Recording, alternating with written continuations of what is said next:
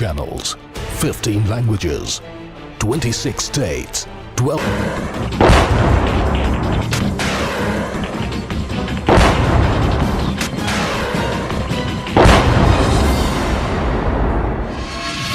रूस यूक्रेन के युद्ध में इस तरह की प्रचंड गोलीबारी, टैंक युद्ध और मिसाइल हमले होते होते 3 सप्ताह बीत चुके हैं, लेकिन ना तो विध्वंस थम रहा है और ना ही मौत की गिनती में कोई कमी आ रही है।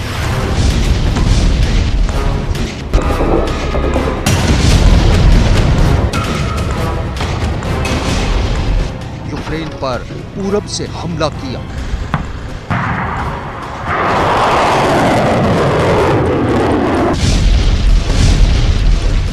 पश्चिम से अटैक किया, उत्तर से मिसाइल दागे,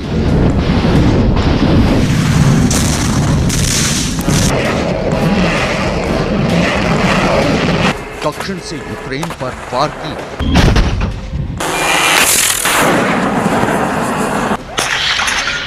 रूस के प्रचंड प्रहार से यूक्रेन में हर तरफ हाहाकार मचा हुआ है।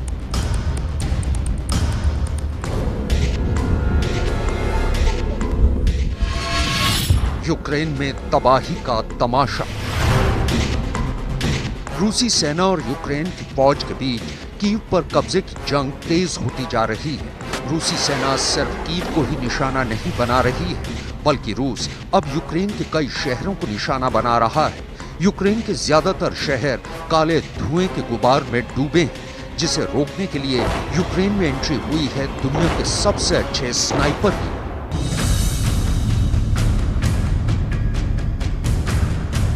वही स्नाइपर जिसने अफगानिस्तान में अपनी बंदूक से कोहराम मचा दिया था,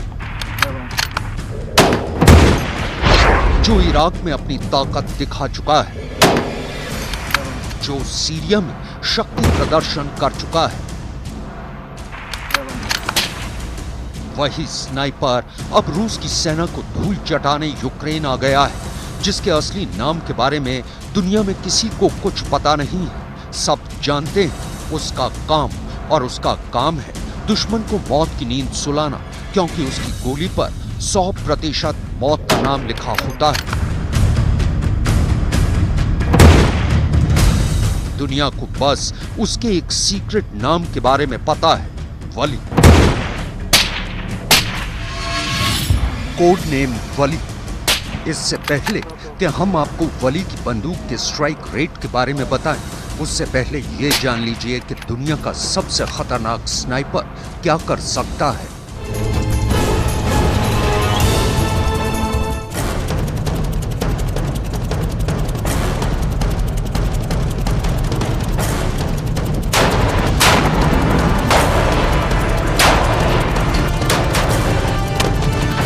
स्नाइपर यानी वो शय जो दिखती तो नहीं, बल्कि उसके निशाने पर आने वाला कोई भी शख्स जिंदा नहीं बच पाता। स्नाइपर यानी चलती फिरती मौत, बिल्कुल हवा की तरह, जो ना तो किसी को दिखाई देती है और ना ही किसी को सुनाई देती है, लेकिन उसकी बंदूक से निकली गोली उसकी मौजूदगी का एहसास जरूर करा देती है।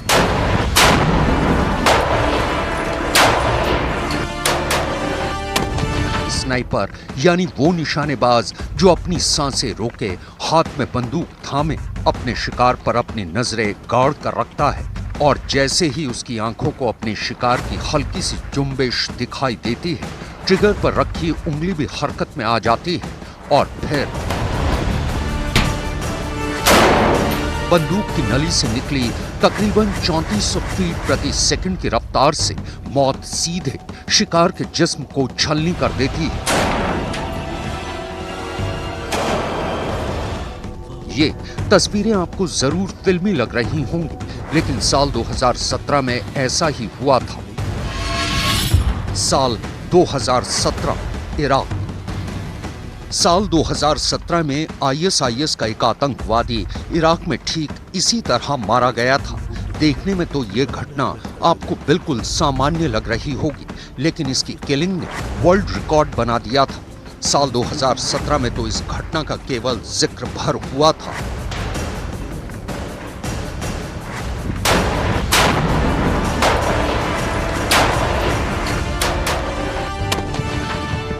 कनाडा की सेना ने अपने स्नाइपर का नाम तक सामने नहीं आने दिया था, लेकिन जैसे जैसे समय बीता नाम सामने आ ही गया।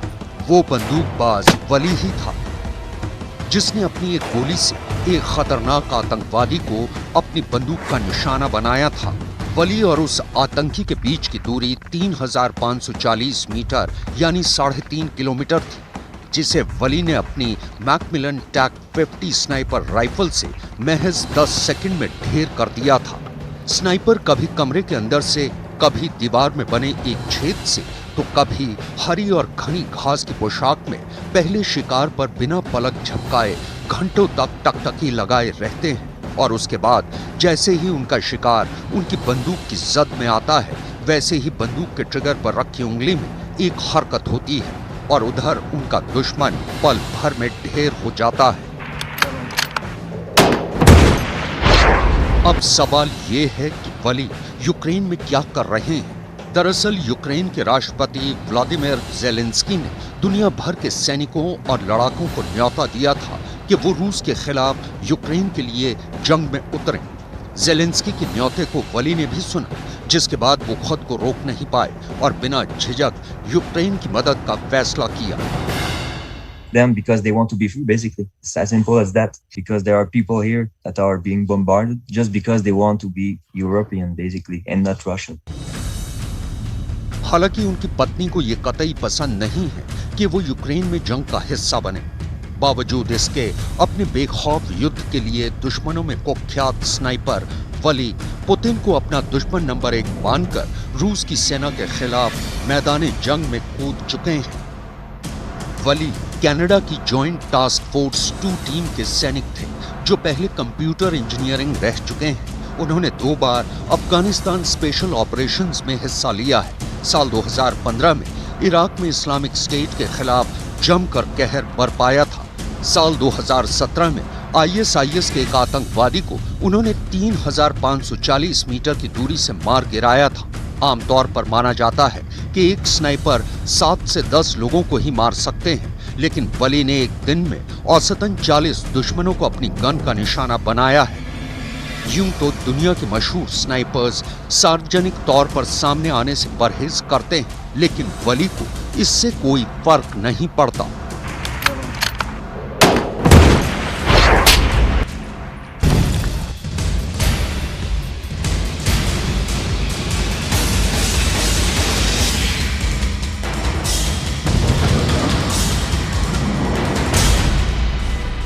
कीव पर कब्जे का फाइनल काउंटडाउन। यूक्रेन की राजधानी कीव पर रूस अब कभी भी कब्जा कर सकता है। रूस की सेना कीव के काफी करीब पहुंच गई है और लगातार भीषण बमबारी कर रही है। बताया जा रहा है कि पुतिन के सैनिकों ने कीव को 3 तरफ से घेर दिया है और कीव के किले पर रूस का झंडा फहराने के लिए तीनों तरफ से रूस की सेना जोरदार हमला कर रही है। कीव के आसपास के इलाकों में अपनी पकड़ मजबूत कर लेने के बाद अब पूरी तैयारी कीव पर कब्जे की है, जिसका फाइनल काउंटडाउन जारी है। बताया जा रहा है कि रूस ने कीव पर कब्जे के लिए वहां ताबड़तोड़ हमले शुरू कर दिए हैं। ये भी खबर है कि रूस अब हवाई हमले तेज करेगा, जिसके बाद पूरे यूक्रेन में हवाई हमलों को लेकर अलर्ट जारी किया गया है। यूक्रेन के सभी शहरों के साथ खासतौर पर कीव और खार्किव में हवाई हमले का अलर्ट जारी किया गया है। इस अलर्ट के बाद से वहां लगातार खतरे का सायरन बज रहा है और लोगों को बंकरों में छिपने की सलाह दी गई है। बताया जा रहा है कि रूस की सेना कीव से महज 25 किलोमीटर की दूरी पर है और जिसे रोकने के लिए यूक्रेन के जवानों ने भी अपनी पूरी ताकत झोंक दी है, लेकिन पुतिन के जवान रुकने के लिए तैयार नहीं है।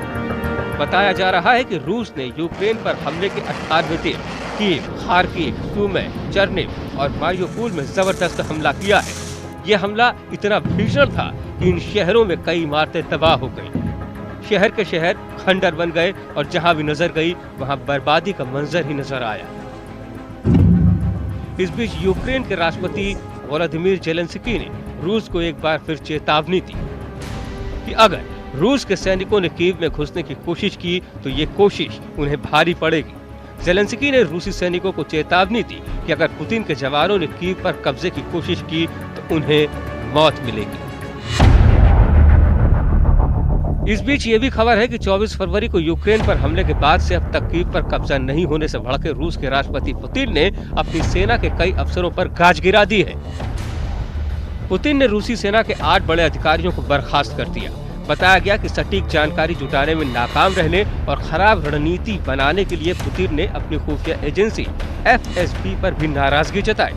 यही नहीं, यूक्रेन के मुताबिक पुतिन को ये जानकारी दी गई थी कि हमला शुरू होने पर जेलेंस्की आसानी से हार मान लेंगे, जिस पर भरोसा कर रूस ने 24 फरवरी को यूक्रेन पर हमला कर दिया था और रूसी सेना ने कुछ दिनों के अंदर ही यूक्रेन की राजधानी कीव की घेरेबंदी भी कर ली थी।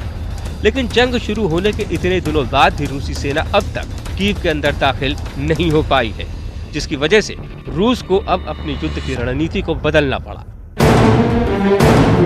हालांकि इस वक्त यूक्रेन रूस के हमलों से पूरी तरह तबाह हो चुका है और यूक्रेन के राष्ट्रपति वोलोदिमीर जेलेंस्की भी नहीं चाहते कि जंग आगे बढ़े। इसीलिए एक बार फिर जेलेंस्की रूस से बातचीत के लिए तैयार है। बताया जा रहा है कि दोनों देशों के बीच अब चौथे दौर की बातचीत होगी, लेकिन अभी बातचीत की जगह और तारीख तय नहीं हुई है। रूस यूक्रेन युद्ध के 18 दिन और 400 से ज्यादा घंटे का समय बीत चुका है, लेकिन जंग कब थमेगी कहा नहीं जा सकता। हर बीतते पल के साथ यूक्रेन में तबाही का मंजर बढ़ता ही जा रहा है। इस बीच नेटो ने भी केमिकल वॉर की आशंका जताई है। वहीं यूक्रेन की मदद के लिए अमेरिका समेत दुनिया के तमाम देश सामने आ रहे हैं, जिस पर रूस ने एक बार फिर नाराजगी जाहिर की है। रूस ने अमेरिका को खुली चेतावनी देते हुए कहा कि अगर अमेरिका ने यूक्रेन को हथियार देना बंद नहीं किया तो इसके बुरे परिणाम उसे भुगतने पड़ेंगे। इस बीच यूक्रेन की सेना ने दावा किया कि उसने रूस के एक और लड़ाकू विमान को मार गिराया।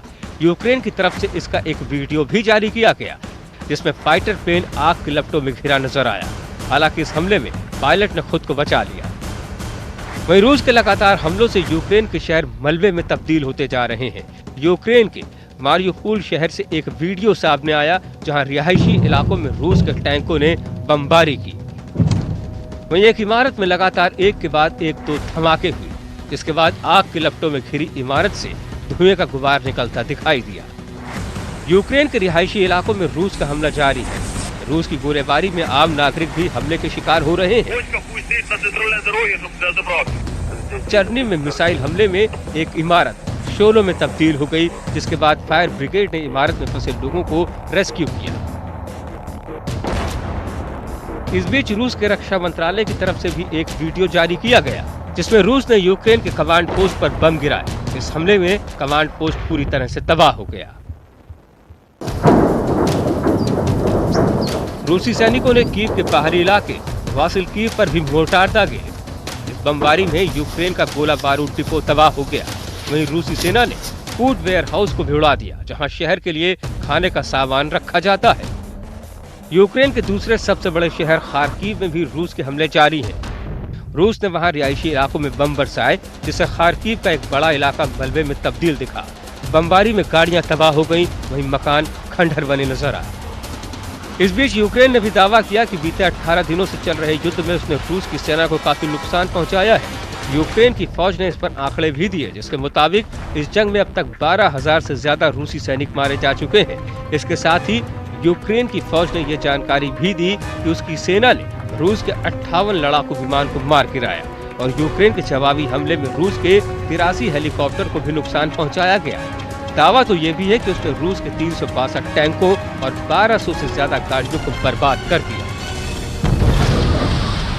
बताया जा रहा है कि रूस के हमले की वजह से चेर्नोबिल प्लांट में रेडिएशन का खतरा बढ़ गया है, जिसके बाद यूक्रेन ने सीज फायर की मांग की है। बताया जा रहा है कि इस जंग में अब तक 600 से ज्यादा रूसी सैनिकों को गिरफ्तार किया गया, जबकि यूक्रेन के भी 1300 सैनिकों की मौत हुई है और इस बात को खुद जेलेंस्की ने भी माना। साथ ही जेलेंस्की ने रूस पर कई गंभीर आरोप लगाते हुए कहा कि रूसी सैनिक आतंक फैला रहे हैं। रूस का इकलौता हथियार हिंसा है। रूस कभी भी जीवन सामान्य नहीं कर सकता और न ही रूस कभी भी यूक्रेन से जीत सकता है।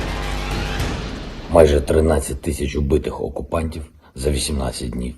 Це вже більше, ніж в обох чеченських війнах. Росія втратила тисячі одиниць військової техніки. Вони втратили 70 днів.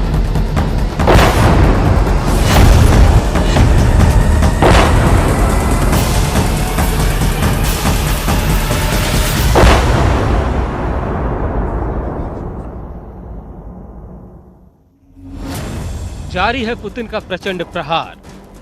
जेलेंस्की भी हर जवाब को तैयार। हर तरफ सिर्फ तबाही के निशान। महायुद्ध से तय है महाविनाश। रूस और यूक्रेन के बीच युद्ध हर पहले दिन से अधिक तेज होता जा रहा है। रूस का यूक्रेन के अलग अलग शहरों पर ताबड़तोड़ हमले जारी। एक शहर किसी एक दिन तबाह होता है तो अगले ही दिन किसी और शहर की बारी होती है। कहीं जिंदगी कुछ पल के लिए लौटती नजर आती है तो अगले ही पल सिर्फ खामोशी छा जाती है। यही सच है रूस और यूक्रेन के युद्ध का। लेकिन उससे भी बड़ा सच है कि कल फिर लौट के नहीं आता। युद्ध में कोई भारी पड़ता है तो कोई कमजोर, कोई जीत जाता है तो किसी को हार मिलती है, लेकिन दोनों ही तरफ होती है सिर्फ तबाही, तबाही और तबाही। कहीं सैनिकों के शव पर रोना होता है, कहीं बर्बाद शहरों पर रोना आता है, तो कहीं सब कुछ गवा देने की कसक होती है। और यही सब कुछ होता दिख रहा है इस महायुद्ध में। जिस यूक्रेन में दुनिया भर के लोग पहुंचते थे, जिसकी खूबसूरती को आंखें फाड़ कर निहारते थे, आज वो यूक्रेन खुद से भी नजर नहीं मिला पा रहा। ये तस्वीरें गवाह है इस बात की कि कैसे एक जिंदा